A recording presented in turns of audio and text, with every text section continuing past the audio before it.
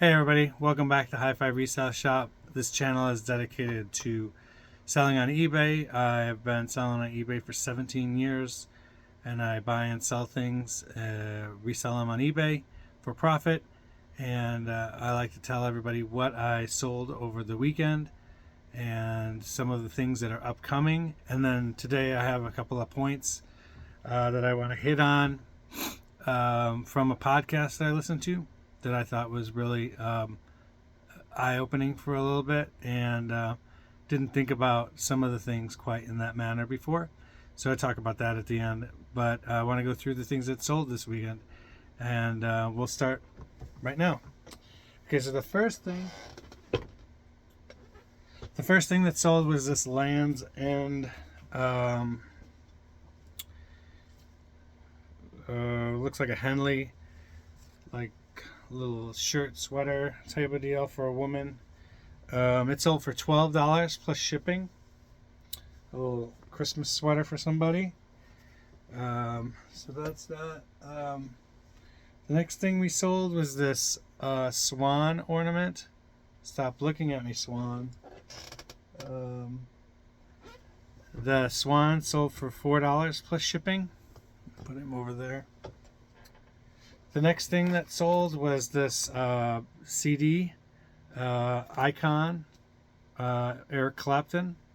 It's got all the greatest hits on here. It's got I Shot the Sheriff, After Midnight, Knocking on Heaven's Door, Wonderful Tonight, Cocaine, Layla. So all the great hits are on here. This sold for $3 plus shipping. If you haven't been on this channel before, I'll tell you that I bought a small record store out of all their CDs, previously owned and new, and that is why I'm kind of a little CD heavy right now. I also bought a sports memorabilia lot a little bit while ago, and I'm just about to break even on that lot that I bought. I paid $500 for that lot of sports memorabilia. I have I just did an auction the other day for the St. Louis Browns hat that was in that lot. It's antique almost. It's vintage, dating back to somewhere around the 1940 to 1945 era. I put it up for auction on eBay under St. Louis Browns antique hat, and if you want to go look for it at High Five Resale Shop, you'll be able to find it. But it is got a bid already on it. It was been up for less than 24 hours, and it's got a $100 bid on it already, and it's got like 9 watchers, so this should work out. I wasn't quite sure when I started that process if it would work out, but when somebody meets the reserve bid on it, then you feel much better about what you did. That always seems to be the case. The next item that we have for sale is from that sports memorabilia lot. It was it's a Kansas City Athletics hat. Circa 1963, and this sold for $30 plus shipping. It is a reproduction from Cooperstown Collection. There's got the tag in there, so it is a modern hat, a modern take on an old hat. The next thing we sold was this Ariana Grande CD. It's new, sealed. It was $4 plus shipping. That's sold. Put that over there. The next item that sold was this Black Keys album, Attack and Release.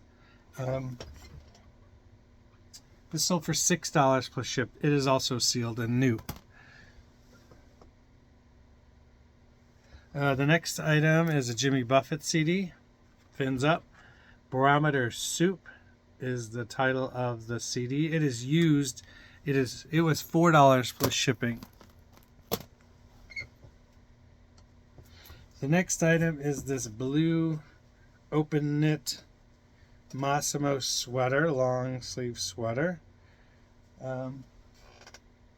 This sold for $6 plus ship, and then from the picture I can tell that item has been up for 2 years, so it's been out there a while. The next item is this Elliott Smith CD. It is pre-owned, and this sold for $5 plus shipping.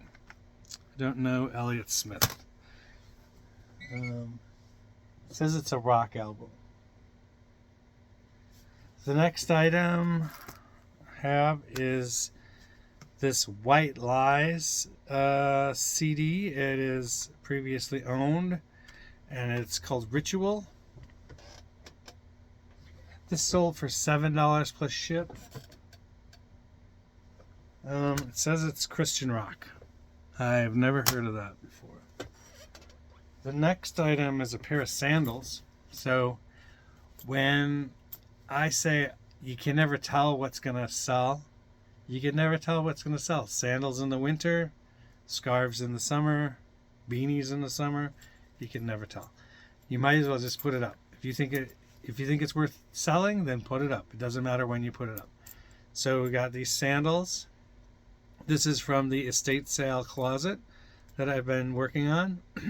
These are Coach, black with some little gold look metal trim accents. $18 plus ship on these. So that's a good sale right there. The next item is this CD, Unruly Child. I've never heard of this band either. Looks like metal, probably hard rock, and that sold for $7 plus shipping. Unruly Child. The next item that I sold was from a Boyd's Bear lot, a consignment sale that I'm still doing. When we did the consignment sale, we started it, we didn't have anything to sell, so we were starting from a negative place, so we needed some good stuff to sell, and at that time this stuff was good. It is no longer really, people aren't looking for it. So this is actually a Christmas thing. It's called General Accessories for the Christmas Tree Village, the Christmas Village. It's Christmas tree, Cheryl, Ron, Mary, and John. So that little picture at the bottom shows you what is in that box. This sold for $7.50 plus shipping.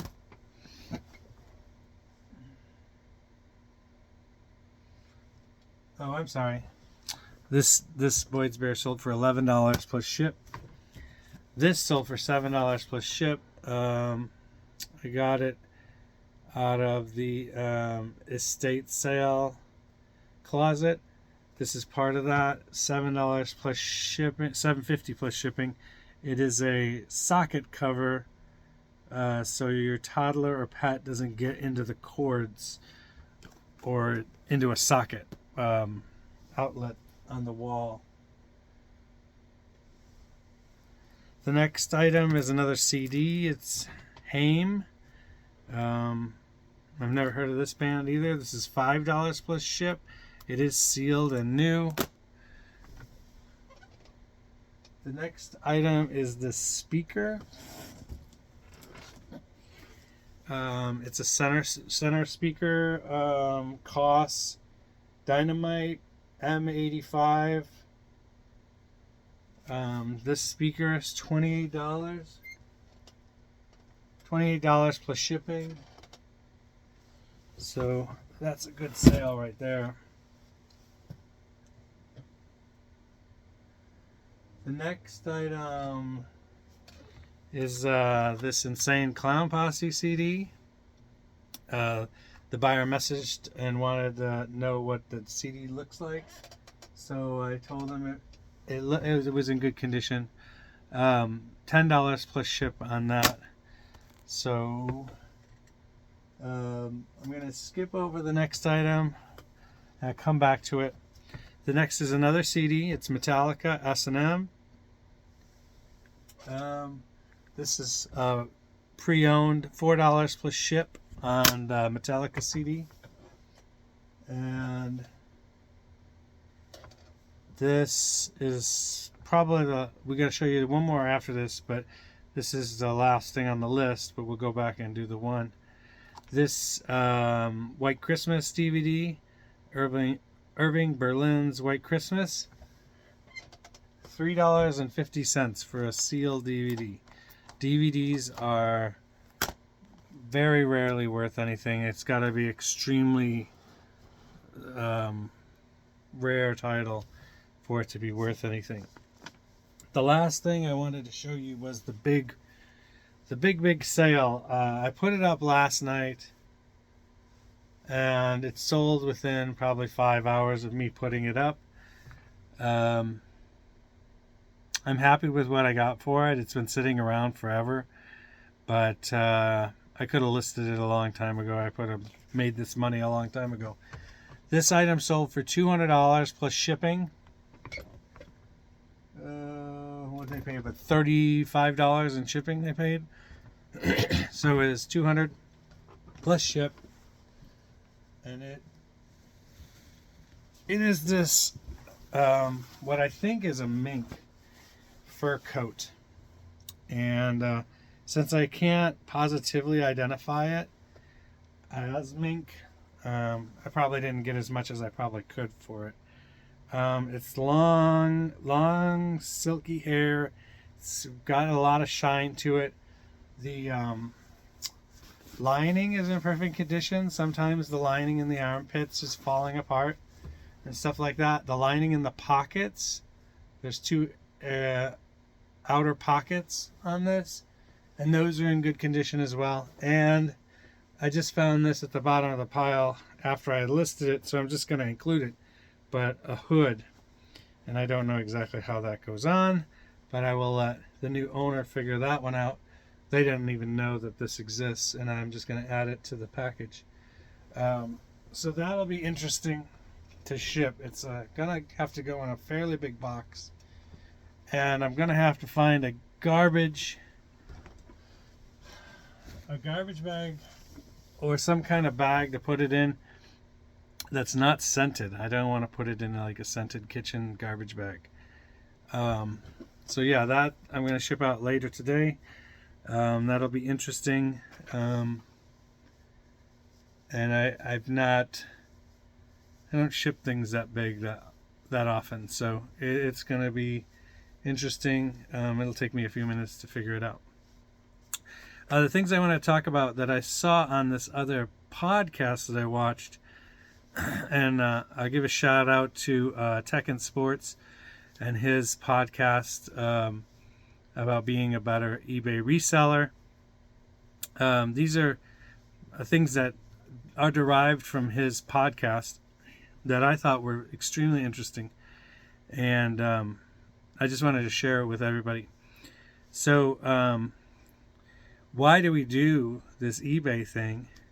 And we do it because we love it, and we do it because in a way we like retail as an industry, and to be the best at eBay, what do you have to do? You have to be good at customer service. You have to have the best prices or the lowest prices relating to the condition of your items. You have to be good at returns, and you have to be a consistent lister. So those are 4 things that you have to be able to do to be a good eBayer. Now, customer service is just timely answering people's questions when they ask questions via email or messaging system. And I like to give timely responses. I think that, I don't know for a fact, but I think that it all ties into the algorithm that eBay has, whether you respond to people quickly. If you never responded to anybody's questions, then why would eBay send more customers your way? Um, on these social media platforms, people are always complaining that they're not selling anything. Well, my question is, are you answering people's emails? When people want to do a return, are you giving them a hard time? Those are my questions. Like, you can't do those things and expect eBay, whose main priority is to sell things through you, to give you more customers when you don't take care of the customers that they send you in the first place. I wouldn't send another customer to you. If I was at a store and I said, hey, the store down the street, they have lawn chairs, because we don't have any right now. The store down the street has lawn chairs, but then the person came back to me and said, those people didn't answer my questions, they were rude. I would not send somebody there again. I might just say, go that direction. There's a store over there. I might tell them to go the opposite direction. So you have to be good at customer service, and I think answering questions in a timely manner is one of the best ways and easiest ways that you can just bring more customers to you.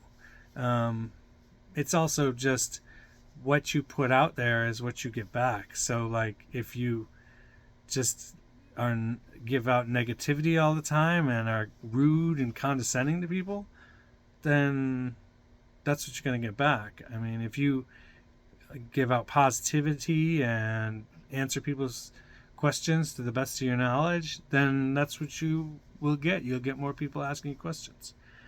The price thing, it's a learning thing. I mean, it takes time to learn how to source and how to price. And sometimes if you just want to have a high turnover rate, you can put your price lower, way lower than the other people. But usually I butt right up against whoever's price is the lowest and see if I can sell mine first. That's usually my go-to. Because if people are constantly undercutting people, then the market just goes down to zero really, really fast. So I try not to do that, because I saw that back in the VHS days. I would see people totally undercut like a $90 out of print VHS, and then within weeks, what was something you could sell for $80 or $90 is down to like $20. And then it's just, there's no recovering from that until the market, all the cheaper copies are bought out of that market. Returns. It is difficult, and I found myself yesterday wondering what I should do about a return, but take into consideration the price of the item and whether you think you're going to get a negative feedback from it, just take care of it and rip the Band-Aid off and be done with it. I have a pair of boots that I'm looking at over across the room that I refuse to put back up because I got them sent back to me twice. I guess that the calf area is extremely small on them. But I tried selling those twice, and I did 2 refunds on those, and now I am burnt on that. So they're going into the garage sale that we will have sooner or later. But just do the return and get the stuff back. Try and relist it again if you really think it'll sell. If it was a buyer mistake. And a lot of times the buyers end up paying the return shipping, and then you're not really out anything if you got the item back because they didn't read the description or whatever. So that's the best way of going about doing that, I think. And then the fourth thing is consistent listing. You got to be listing every couple days, if not every day. And 5 is a good number that people say that should be listed every day. And it's really up to you what you think is that number. But you got to be listing every day so the algorithm knows that you're participating in the process. If it doesn't think you're participating in the process and currently working on your eBay store, then they're not going to send you people your way. And I think it also, and this is just my opinion, I think it also depends on your category. So I see when I'm listing CDs day in and day out for a couple of days, I will see my clothing sales kind of slide off. So I know that if I put up a day's worth of CDs, the next day I have to do some clothes so that both of those categories continue to work. And then if I do one day of CDs and one day of clothes, then I do the next day the sports stuff and try and get more sports related stuff up. And maybe the fourth day I'll just do miscellaneous stuff in the office that's laying on the floor around here, and stuff that's not been put up in, that should have been put up but hasn't been put up yet. So, and I could just look around. Sometimes I choose to do the things that already have pictures that I took pictures of a while ago but I never got to putting up. I have a bin full of pants over there that I never got around to because the day after I took those pictures is the day I picked up all the CDs. So that just got, pushed off to the side. And then I got a stack of books here, of old books here, and I took those pictures the day before I got that sports memorabilia auction. So I started on that and I never got finished with those books. So that's something that needs to be finished. The other thing I wanted to talk about was I think, back to the other thing, I think that eBay will reward you if you are working on all four of those avenues. If you just want to put sourcing in with the pricing, because you got to know something is valuable or wanted, and that kind of goes in with the price. But those four things, if you work on those four things, eBay will reward you, and you won't be on the social media sites going, "Oh, I haven't sold anything in 4 days. What is happening with eBay?" I just scroll right past that stuff. There's more interesting stuff in those social media groups than that, and I probably get one nugget a week from that stuff. Most of it's new sellers trying to find out how to do things. When, I think the best way nowadays, instead of doing the scrolling through Facebook part, is to get on YouTube and just watch. Let's just say somebody like Shed Flips, somebody like Commonwealth Picker, somebody like Hilo's World, somebody like Pro Picker. Those are the people I watch. I watch to glean ideas from, to learn something from, and they've been doing it a long time, and those are the people you should be watching. People who have been doing this for a while. They have lots to tell you, lots to learn from. On all my listings, I have the buy it nows. I do buy it nows. The only auction I have up right now is for the St. Louis Browns hat. I was thinking about doing it for the Wii bundle that I did the other day, but I just put that up at a flat price, and I'm going to be happy with the $50 $50 or $60 I put it up for. The 2 Wii consoles and all the accessories that I have, I just want to get rid of them. So I put those up as a buy it now price. But I don't necessarily do auctions. I did an auction with that Browns hat because I didn't really know what it was worth. I saw some comps that were similar in price, but I don't really sell $1,000 items very often, so I want to get the most out of it that I can. I had somebody email me today wanting me to end the auction, which I can't because it's got a bid on it already, but they were willing to pay $300 for it already, and the bid on it right now is $100. But that's pretty scuzzy to do. Not very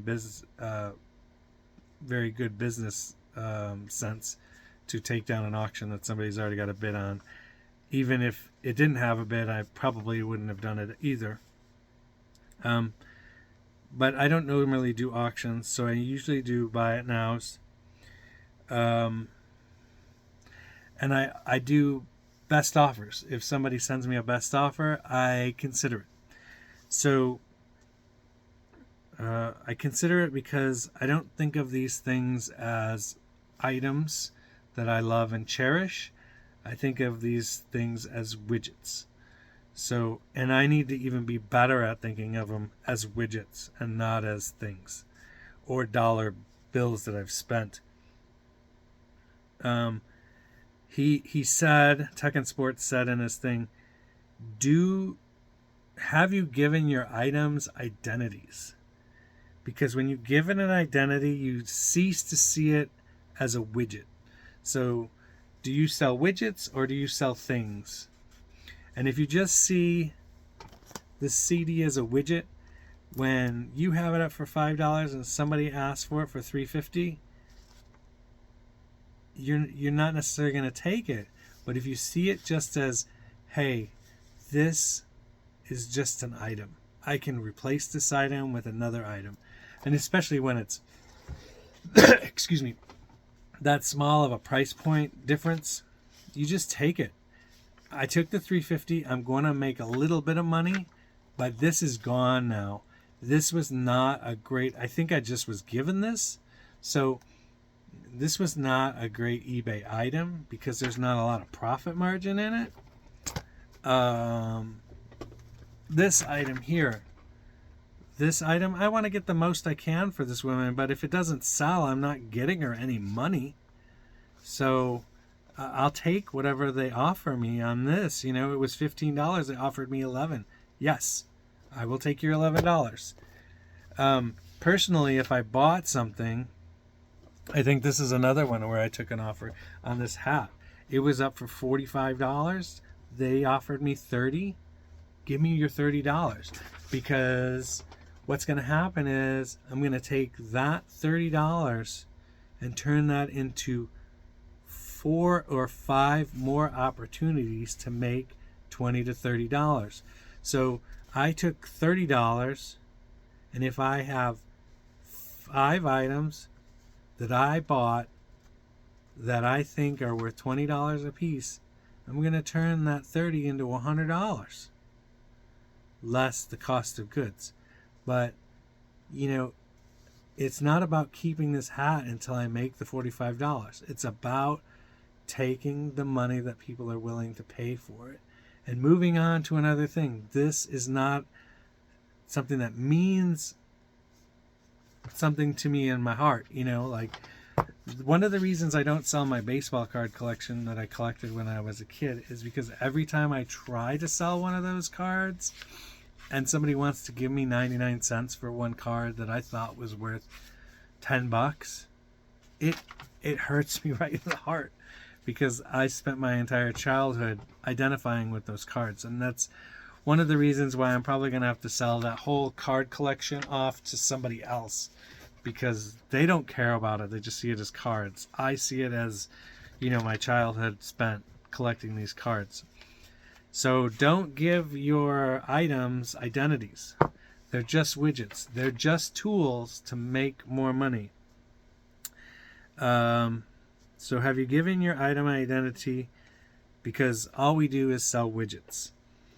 And then the other thing it says, if you're not willing to sell this for $30 when you had it up for $45, does that mean you're not confident you could not find another one of these? Another $30 item? You should be confident in your sourcing abilities that you can source another 2, 3, 4, 5 more with the money that you made from this. You could source 5 more $20 items. $20 worth of profit in those items, and you'll get more opportunities to sell more. Your store will grow, and the items in your store should just get better and better and better. One of the problems I have right now is that I'm still going through my death pile, and you know, I probably need to let go of some of that stuff, because it's not all of it's great stuff. I have sorted it and sorted it and sorted it down to the, you know, get the really bad stuff out of it, but you know, some of the stuff in there is not top dollar item. When I get to the point where I can go and just source without going through the death pile, I'd be better off, because I'd just be piling good stuff on good stuff on good stuff. Sure, you're going to have some bum buys, but for the most part, you should be just stacking up your inventory. And I do understand that there are levels to eBay stores. Like, some people are stuck at the $5 profit area, and some people are stuck at the $10 per item profit area. But what you want to do is trying to get to that $20 and $25 an item, which, you know, it doesn't mean you don't go out and buy the CD lot from the guy who's trying to get rid of it. These opportunities, they don't come up every day. And if you don't seize them, then you miss them. And then you're wondering later why you don't have things to sell. You know, you want these things that turn over really quick. These CDs, they're flying out of here. And most people think that nobody wants CDs anymore, but there are people who do. They like physical things. The same with books. Some people, you know, you can get an ebook anytime, but a lot of people just want to have that physical book. Well, that's all I got today for you. Just keep in mind that you know, we do this because we love this. We love to hunt for stuff. We love going to garage sales. We love going to thrift stores. We like going to estate sales and trying to find that next great item. But that's all I got today, and we'll see you next time. Bye later.